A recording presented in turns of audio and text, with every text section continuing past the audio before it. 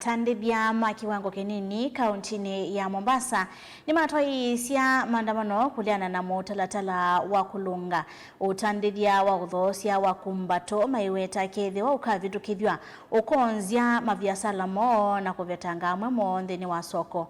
Mutalatala huu wathakiwe mbungeni ya Senate mwezi wa nyanya mwaka muvitu na unaweta kukuna mungu uthosia wa kumbato mitandao ni ondumwe na utangasithia maiweta kana uloka tulamia o ila ikiwa akaiva vaini wa 500 nginya nusu milioni kana chovo cha miaka. Angelina Moseno kualesia.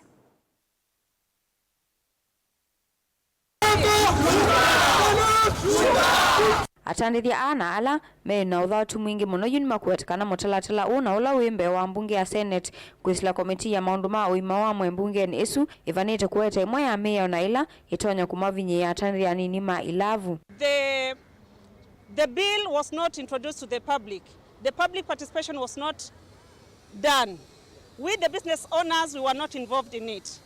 The second thing, they proposed that the licensing, to have a special license on tobacco sellers.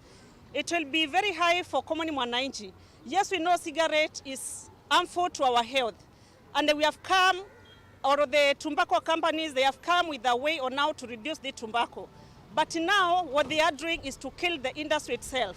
We need the public participation to be brought down to us, to be done in every county, at least for us also to give our own input. Pili, mswada huu una mapendekezo yanayolenga kuua biashara zetu. Ndani yake unapendekeza kupiga marufuku ladha katika bidhaa za nikotini. Hatua hii itawahamasisha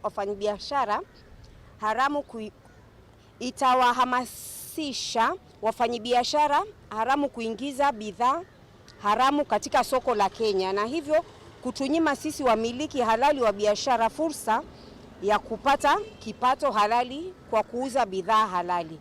Nima kuetekana ithwa mutalatala ukavikia kuvitukithwa yu aingi mo makala asimika kuvinga mawia moni kumana na meya na ila ikwithwa yima la asimithia kuongelwa koti ni serikali cia county. Yes, we know we are fighting the drugs in Mombasa or in Kenya at a whole, but we can't do it without the input of our wananchi. We have to give respect to the Constitution of Kenya. Chapter 1 of the Constitution of Kenya gives the power to our wananchi. Sovereignty power belongs to the people. These people are not involved, or we are not part of this bill when it was done amendment. So we kindly request for it to be redone again. Nima wetekana hive na vata wa mutalatala kuungamwe na kuviti wa ingi na public participation kutoa nikana meyola itonya kumaumesia atandithia ndika vitukithwa vatena muvango. Kwanza, Seneti ya Nairobi haikufanya ushirikaji wa kutosha kwa umma kuhusu mswada huu.